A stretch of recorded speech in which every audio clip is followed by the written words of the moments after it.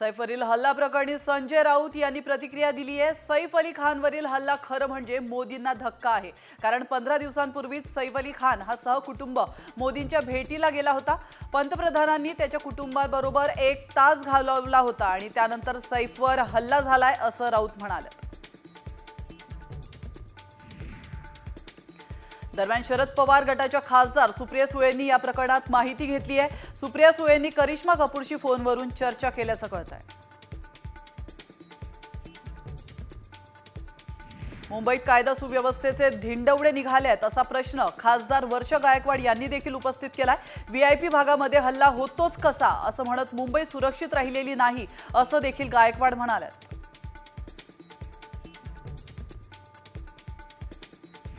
राज्यात कायदा सुव्यवस्थेचा प्रश्न निर्माण झालाय तर हे गृहमंत्र्यांचं अपयश आहे अशी प्रतिक्रिया काँग्रेस नेते अतुल लोंढे यांनी केली आहे। तर सैफ अली खानवर झालेल्या हल्ल्यानंतर विरोधकांनी सरकारला घेरण्याचा प्रयत्न देखील केलाय। सैफ अली खानच्या घरात घुसलेला चोर नक्कीच चोर होता की हल्लेखोर होता, नेमका त्याचा उद्देश काय होता असा सवाल ज्येष्ठ अभिनेते रजा मुराद यांनी देखील विचारलाय।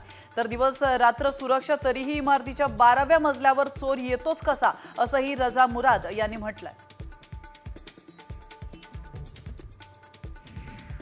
सैफ अली खानवरील हल्ला प्रकरणी ठाकरे गटाच्या खासदार प्रियंका चतुर्वेदी यांनी देखील सत्ताधारी महायुती सरकारवर निशाणा साधलाय। मुंबईत दहशत माजवण्याचा प्रयत्न केला जातोय। वांद्रे इथले आमदार मंत्री आहेत तरीही अशा प्रकरणातून धडा घेतला जात नाहीये, हे लाजिरवाणं आहे असं प्रियंका चतुर्वेदी म्हणाल्या।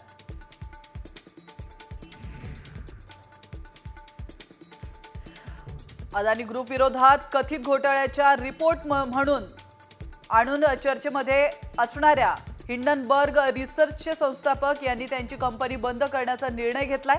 तर हिंडनबर्ग रिसर्च बंद करण्याचा निर्णय मी माझ्या कुटुंबासोबत मित्रांसमवेत आणि सहकाऱ्यांना विश्वासात घेऊन घेतलाय असं त्यांनी म्हटलंय। बुलढाण्याच्या शेगावात तालुक्यातील केस गळतीचं परिणाम दिसू लागले आहेत। तर केस गळतीचे रुग्ण सापडलेल्या बोंड गावात लग्नाळू मुलामुलींचे विवाह थांबलेत। टक्कल व्हायरसच्या दहशतीमुळे गावातल्या मुलांना कुणी मुलगी द्यायला तयार होत नाहीये।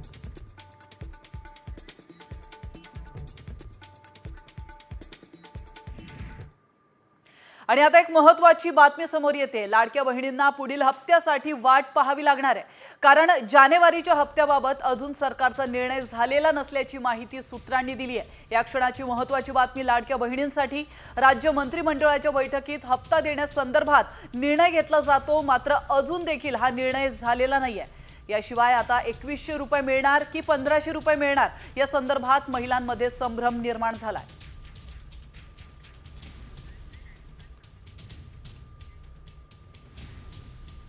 बातमी उल्हासनगरमधून। उल्हासनगरात गाडी पार्किंगवरून झालेल्या वादात एका कुटुंबाला गुंडांकडून मारहाण करण्यात आली आहे। मारहाण पाहणाऱ्या वृद्धाचा हार्ट अटॅकनं मृत्यू झाल्याची माहिती मिळते। या संपूर्ण घटनेचा सीसीटीव्ही आता समोर आला आहे।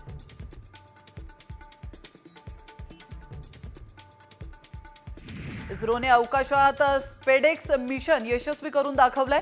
भविष्याच्या दृष्टीने ही खूप महत्त्वाची स्पेस टेक्नॉलॉजी आहे। इस्रोने पहिल्यांदा पृथ्वीच्या कक्षेत 2 उपग्रह यशस्वीरित्या स्थापित केलेत। भारत अशी कामगिरी करणारा अमेरिका, रशिया, चीन नंतर 4था देश ठरला। कोस्टल रोड विस्तारात मरीन ड्राईव्ह ते वांद्रे वरळी सी लिंकच्या दिशेने जाण्यासाठी शेवटचा गर्डर जोडण्याचं काम पूर्ण झालंय। हा टप्पा येत्या प्रजासत्ताक दिनी अर्थात 26 जानेवारीला वाहन चालकांसाठी खुला करण्यात येणार आहे। मुंबईत पेट्रोल आणि डिझेल गाड्यांवर बंदी येण्याची शक्यता आहे। वायू प्रदूषण रोखण्यासाठी डिझेल हा निर्णय येणं चुकीचं उचित होईल का अशी विचारणा मुंबई हायकोर्टाने सरकारला केली आहे आणि या संदर्भात अभ्यास करण्यासाठी 15 दिवसांत तज्ज्ञांची समिती स्थापन करण्याचेही आदेश कोर्टाने दिलेत। अमरावतीमधून मुंबई आणि पुण्याला जाण्यासाठी वंदे भारत ट्रेन लवकरच धावणार आहे। याबाबतचा प्रस्ताव मध्य रेल्वेकडून केंद्राकडे मंजुरीसाठी पाठवण्यात आलाय। तर वंदे भारतमुळे विदर्भ आणि उत्तर महाराष्ट्रातील नागरिकांना काय फायदा होणार असून त्यांचा प्रवास आता सुसाट होणार आहे।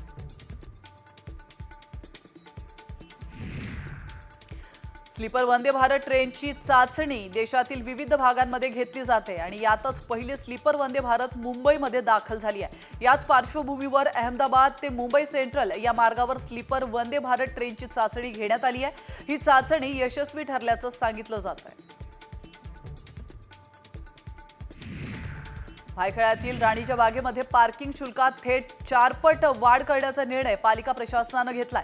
4 चाकी वाहनांना 20 रुपयांऐवजी आता 80 रुपये तर दुचाकी स्वारांना 10 रुपयांऐवजी 30 रुपये मोजावे लागणार असल्याने राणी बाग महागली आहे।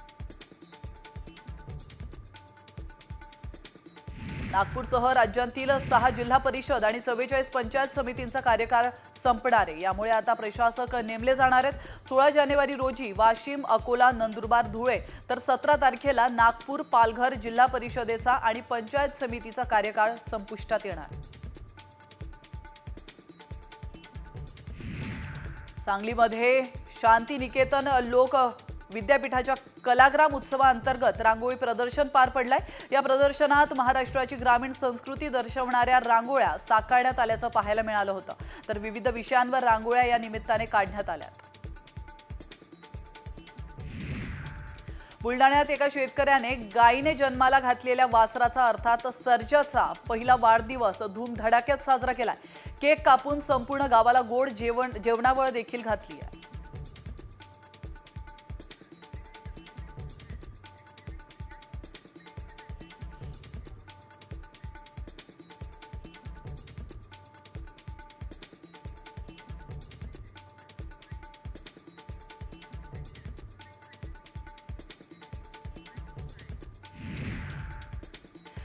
आणि आता पाहूयात कुंभमेळ्या संदर्भातील बातम्या।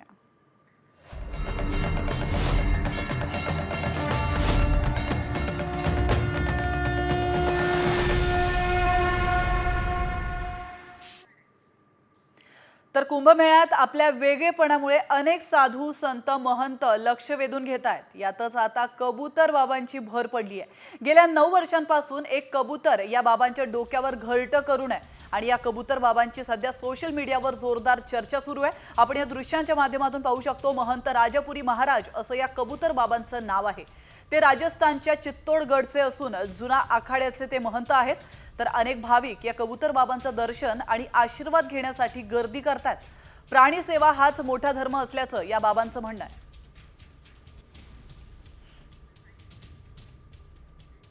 जो गौ की सेवा करता है ना, जो स्वयं बोलो तो गौ तन तर होता है, अगर तंत्र मंत्र जो भी है तो वो साधना सब उनकी सेवा करने में सब साधना हो जाती है। किसके वो कोई वादा कोई चीज की परेशानी नहीं चलती है, ठीक है ना। और आप हमेशा वैसे ही भटकते रहोगे तरह तरह के, में वहाँ गए तो आप सेवा कोई करता नहीं, और सेवा करोगे तो कुछ मिलेगा, सेवा करता नहीं है। जो इसलिए हमारा तो ये लक्ष्य है, जीव सेवा परमो धर्म, तो जीवों की सेवा करो, जीवों के प्रति और कोई लक्ष्य नहीं है हमारा। तो इसका तो खेल अलग है, हरी है। आणि आता याच बातम्यांचा घेऊयात वेगवान आढावा। महाकुंभ मेळ्यात साधूंनी खोट्या बाबाचा पर्दाफाश केलाय। साधू असल्याप्रमाणेच हा बाबा आखाड्यामध्ये भगवे वस्त्र परिधान करून बसला होता।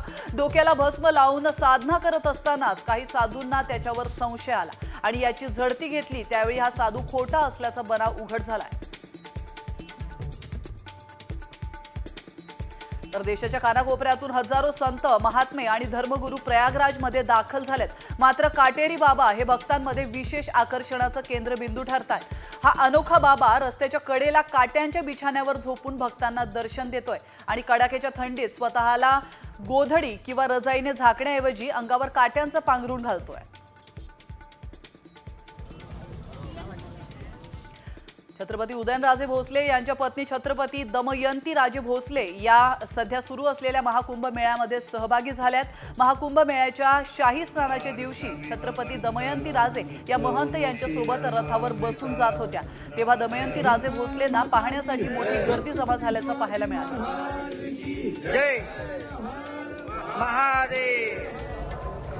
तर पुण्यातून पहिली कुंभमेळा विशेष रेल्वे गाडी रवाना झाली आहे। पुणे रेल्वे स्थानकावर ढोल ताशांचा गजर आणि झेंडूची फुले उधळत प्रवाशांचं जंगी स्वागत करण्यात आलं।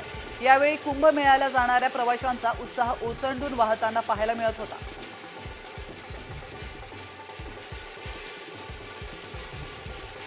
महाकुंभ मेळ्यात भाविकांना सहभागी होता यावं यासाठी रेल्वे प्रशासनाने बलसाड ते दानापूर आणि वापी ते गया दरम्यान विशेष गाड्या चालवण्याचा निर्णय घेतलाय। या दोन्ही रेल्वे भुसावळ मार्गे धावणार आहेत, त्यामुळे जळगाव जिल्ह्यातील भाविकांसाठी महाकुंभ मेळ्यासाठीचा प्रवास सुखकर होणार आहे। जालन्यात महावितरणच्या अतिरिक्त कार्यकारी अभियंत्याला 40,000ची लाच घेताना एसीबीने अटक केली आहे। ट्रान्सफॉर्मरचं बिल काढून देण्यासाठी त्याने 40,000ची लाच घेतल्याचं समोर आलंय। प्रकाश तौर असं या लाचखोर अभियंत्याचं नाव असून त्याच्यावर अंबड पोलीस ठाण्यात गुन्हा दाखल करण्यात आलाय।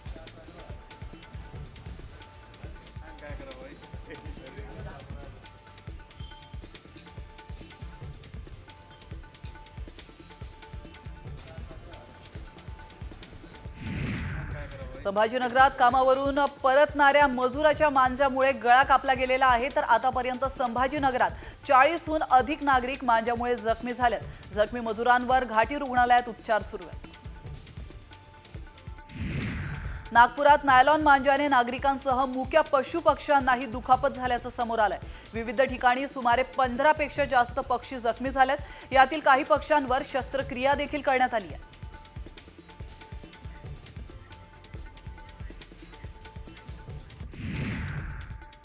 आणि आता एक महत्त्वाची बातमी समोर येते यवतमाळमधून। यवतमाळच्या टिपेश्वर अभयारण्यातून रामलिंग अभयारण्यात दाखल झालेल्या वाघाला पकडण्यासाठी वन विभागाची भटकंती सुरू आहे।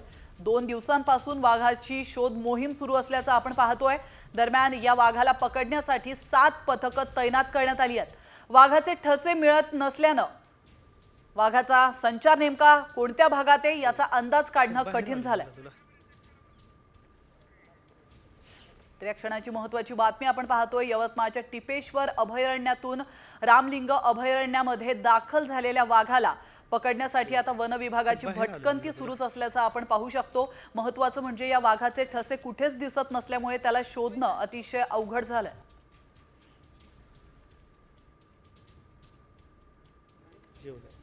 बाहेर आलोय म्हणलं तुला। तर वाघाला पकडण्यासाठी वन विभागाचे 7 पथक आता तैनात करण्यात आलेले आहेत, रवाना करण्यात आले आहेत। वाघाचे ठसे मिळत नसल्यामुळे या वाघाला शोधणं अतिशय अवघड झालेलं आहे। आणि आता वळतोय महत्त्वाच्या बातमीकडे। पुण्याच्या चाकण शिक्रापूर रस्त्यावर भीषण अपघात झालाय। या क्षणाची अतिशय धक्कादायक बातमी आपण पाहतोय। एका कंटेनरने 10 ते 15 गाड्यांना चिरडलाय। या दुर्दैवी अपघातात अनेक प्रवासी जखमी झाल्याची माहिती मिळते। तर कंटेनर चालकाला आता स्थानिक नागरिकांनी पकडून पोलिसांच्या ताब्यात दिलाय। आपण सीसीटीव्हीच्या माध्यमातून या अपघाताची व्हिज्युअल्स पाहू शकतो।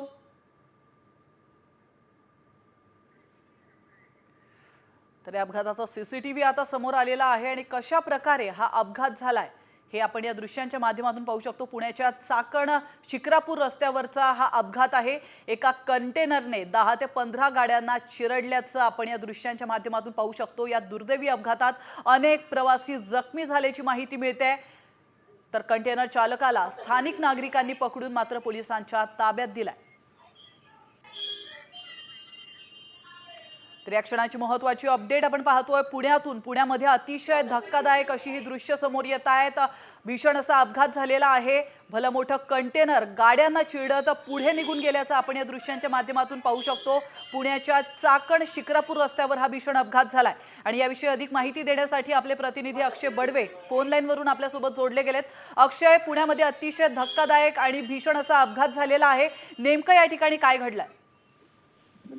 निश्चितपणाने चाकण शिक्रापूर रोड आपल्याला सगळ्यांना माहिती आहे की ज्या ठिकाणी अनेक फॅक्टरी आहेत, MIDCचा हा सुद्धा एरिया आहे आणि या दिशेने जात असताना एका भरधाव कंटेनरने जवळपास 10 ते 15 पेक्षा अधिक गाड्यांना धडक दिलेली आहे। नेमका आकडा किती आहे अजून पोलिसांकडून स्पष्ट झालेलं नसलं तरी पाठलाग करणाऱ्या पोलिसांच्या गाडीलाही त्या कंटेनरने धडक दिल्याची प्राथमिक माहिती जी आहे ती समोर आलेली आहे आणि हे या प्रकरणी शिक्रापूर पोलिसांनी चालकाला ताब्यात घेतलेला असून पुढचा तपास जो आहे तो देखील पोलिसांकडून सुरू आहे। अक्षय, या ठिकाणी अनेक जण जखमी झाल्याची माहिती मिळते, मात्र जीवितहानी झाल्याची काही माहिती समोर आली आहे का? की अनेक गाड्यांचं मोठ्या प्रमाणावर नुकसान झालेलं आहे। अनेक गाड्यांमध्ये काही प्रवासी होते, त्यांना देखील मार लागला असल्याचं जी माहिती आहे ती प्राथमिक माहिती पोलिसांकडून देण्यात आलेली आहे आणि या सगळ्या जखमींना जवळच्या रुग्णालयात देखील दाखल करण्यात आलेला असून त्यांच्यावर उपचार सुरू नक्कीच. आहेत. नेमका आकडा जखमींचा किती आहे नक्कीच हे मात्र धन्यवाद अक्षय अद्याप तुम्ही दिलेल्या महत्त्वपूर्ण माहितीबद्दल. आणि आता घेऊयात राजकीय बातम्यांचा वेगवान आढावा. वाल्मिक कराडच्या अडचणीत आणखी वाढ होण्याची शक्यता आहे. तर ऊस तोडणी यंत्र मालक शेतकऱ्यांना वाल्मिक कराड आणि त्याच्या साथीदारांनी सुमारे 11 कोटींचा गंडा घातल्याचा आरोप करण्यात आलाय. शेतकरी आणि वाल्मिक कराडच्या संवादाचा व्हिडिओ देखील आता समोर आलाय.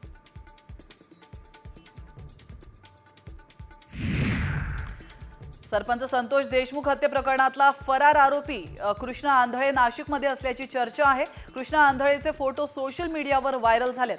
नाशिक पोलिसांकडून कृष्णा आंधळेचा शोध सुरू आहे. वाल्मिक कराडला मकोका लावल्यानंतर धनंजय मुंडे हे परळीमध्ये दाखल झालेत. आज मुंडेंनी वैद्यनाथाचं दर्शन घेतलंय आणि त्यामुळे आता कराड प्रकरणी मुंडे काय बोलणार याकडे सर्वांचंच लक्ष लागलंय. आणि आता एक महत्त्वाची राजकीय बातमी. बारामतीमध्ये आज शरद पवार आणि उपमुख्यमंत्री अजित पवार एकाच मंचावर आले होते. लोकसभा विधानसभा निवडणुकीनंतर पहिल्यांदाच काका पुतण्या एकाच मंचावर आल्याचं पाहायला मिळालंय. कृषी प्रदर्शनाच्या उद्घाटनाच्या निमित्तानं हे एकत्र आले होते. मात्र दोघांमध्ये कोणताही संवाद झालेला नाहीये. पर्यावरण मंत्री पंकजा मुंडे हे देखील या कार्यक्रमाला उपस्थित राहिल्याचं आपण पाहू शकतो.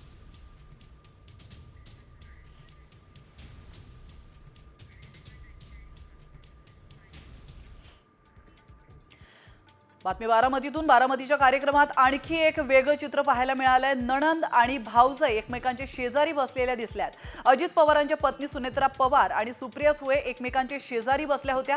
लोकसभा निवडणुकीत सुप्रिया सुळे आणि सुनेत्रा पवार एकमेकांविरोधात लढल्या होत्या.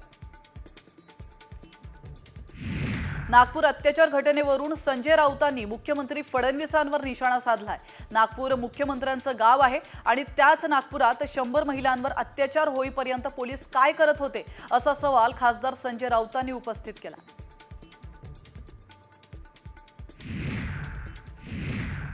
नंदुरबार जिल्हा परिषदेसह 6 पंचायत समितींवर प्रशासक नियुक्तीचे आदेश राज्याचे प्रधान सचिव एकनाथ डवले यांनी जारी केलेत. नंदुरबार जिल्हा परिषदेसह अक्कलकुवा, धडगाव, तळोदा, शहादा आणि नवापूर या पंचायत समितींचा कार्यकाळ हा पूर्ण झाल्याने प्रशासक नियुक्त करण्यात आल्याची माहिती मिळते. लाडकी बहीण योजना मतदारांना आमिष दाखवण्यासाठी नाही तर महिला सशक्तीकरणासाठी आहे असं उत्तर राज्य सरकारनं दिलंय. या योजनेसह राज्य शासनाच्या मोफत योजनांविरोधात दाखल याचिकेवर कोर्टात सुनावणी झाली आहे. यावेळी राज्य शासनाकडून उच्च न्यायालयामध्ये जबाब दाखल करण्यात आलाय.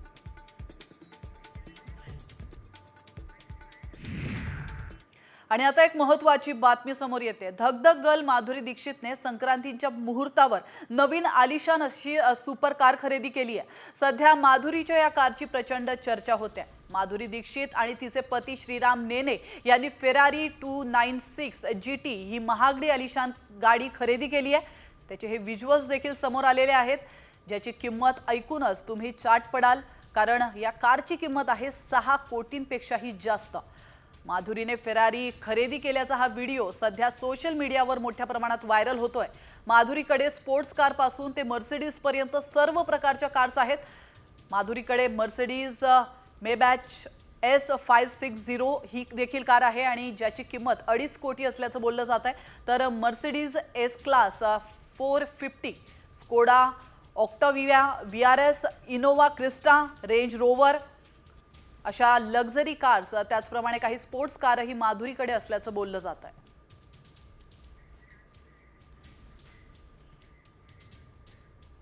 तर आपण पाहतोय फेरारी 296 GT ही कार तिने खरेदी केलेली आहे. मर्सिडीज मेबॅक S560 ही कार ऑलरेडी तिच्याकडे आहे आणि मर्सिडीज S क्लास 450 देखील माधुरीकडे आहे. तर माधुरीच्या आलिशान गाड्यांचं कलेक्शन आपण पाहतोय. स्कोडा ऑक्टाविया VRS, त्याचप्रमाणे रेंज रोवर वोग देखील माधुरीकडे असल्याचं बोललं जात आहे. आणि आता पुन्हा घेऊयात बातम्यांचा वेगवान आढावा. 36 जिल्हे 36 रिपोर्टर. नाशकात अवकाळी पावसाने हजेरी लावली आहे। हवामान विभागाने वर्तवलेल्या अंदाजानुसार नाशिकच्या सटाणा तालुक्यामध्ये संध्याकाळच्या सुमारास अवकाळी पावसाने हजेरी लावली आहे। मात्र उन्हाळी कांदा आणि रब्बीच्या पिकांना मोठा फटका बसणार आहे। लासलगावच्या बाजारपेठेत कांद्याचे दर घसरत असताना मुंबईमध्ये मात्र कांदा अजूनही 50 रुपये किलोने विकला जातोय। मध्यस्थांची साखळी आणि नफेखोरींमुळे आता मुंबईमध्ये कांदा महाग मिळतोय। मुंबईपासून 300 किलोमीटरवरील लासलगाव बाजार समितीत शेतकऱ्यांना कांदा सर्वसाधारण 20 रुपये किलो दर मिळाला। अहिल्यानगर जिल्ह्यामध्ये यंदाही कांद्याची विक्रमी लागवड होण्याची शक्यता आहे। सध्या सर्वच भागामध्ये रब्बी कांद्याची लागवड जोरात सुरू आहे। मात्र दरवर्षीच्या तुलनेत कांदा लागवड ही 20% वाढली आहे। मे जूनच्या काळामध्ये कांदा दर कसा राहील याकडे सर्व शेतकऱ्यांचं लक्ष लागलंय। यवतमाळ जिल्ह्यात शेतकऱ्यांना रात्रीच्या कडाक्याच्या थंडीत जागरण करून शेतामध्ये पाणी द्यावं लागतंय। सिंचनासाठी दिवसा वीज पुरवठा करण्याची मागणी शेतकऱ्यांकडून केल्यानंतर देखील रात्री वीज पुरवठा केला जातोय। त्यामुळे शेतकऱ्यांना नाहक त्रास सहन करावा लागतोय। नागपुरात नायलॉन मांजारे नागरिकांसह मुख्य पशुपक्ष्यांनाही दुखापत झाल्याचं समोर आलंय। विविध ठिकाणी सुमारे 15 पेक्षा जास्त पक्षी जखमी झालेत। यातील काही पक्ष्यांवर शस्त्रक्रिया देखील करण्यात आली आहे। येवला मनमाड महामार्गावर इको कार आणि कंटेनर यांच्यामध्ये अपघात झालाय। अपघातात एक जण ठार तर एक जण जखमी झाल्याची माहिती मिळते। कंटेनर चालक मात्र तिथून फरार झाल्यानं येवला पोलिसात अपघाताची नोंद करण्यात आली आहे।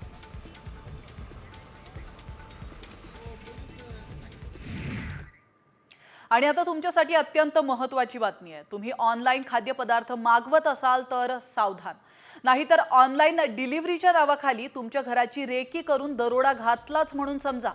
पुण्यामध्ये घडलेल्या अशाच प्रकारावरचा हा विशेष रिपोर्ट पाहूयात।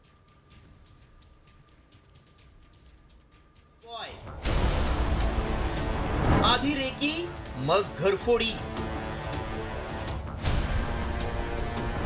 दरोडेखोर जेरबंद, कोट्यवधींचा मुद्देमाल जप्त।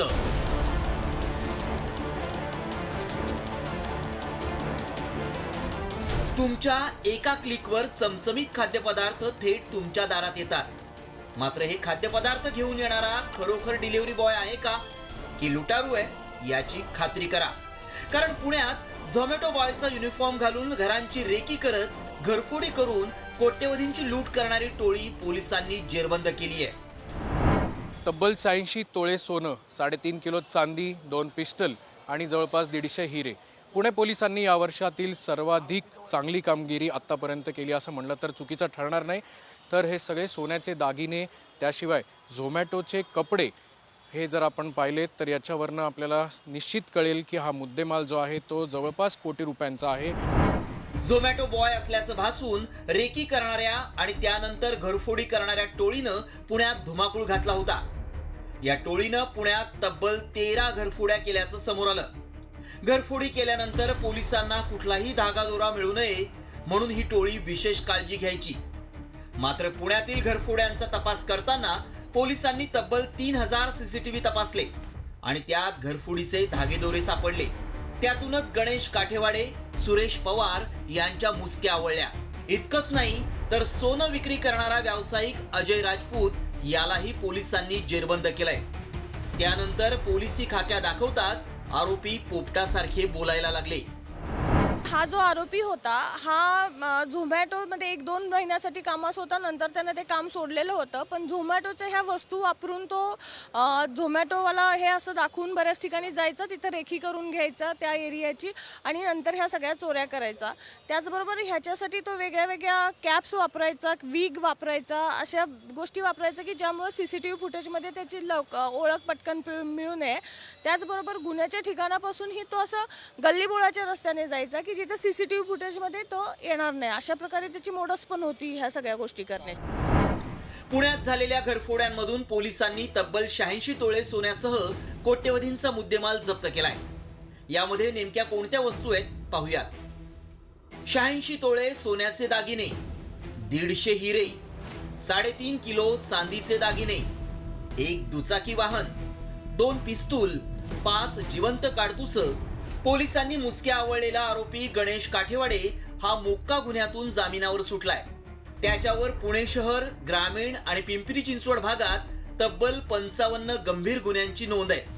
त्यामुळे हे 3 आरोपीच नाहीत तर या प्रकरणातील इतरांचा सहभाग शोधून त्यांच्याही मुसक्या आवळायचं आव्हान पोलिसांसमोर असणार आहे. अक्षय बडवेचा ब्युरो रिपोर्ट, साम टीव्ही न्यूज, पुणे.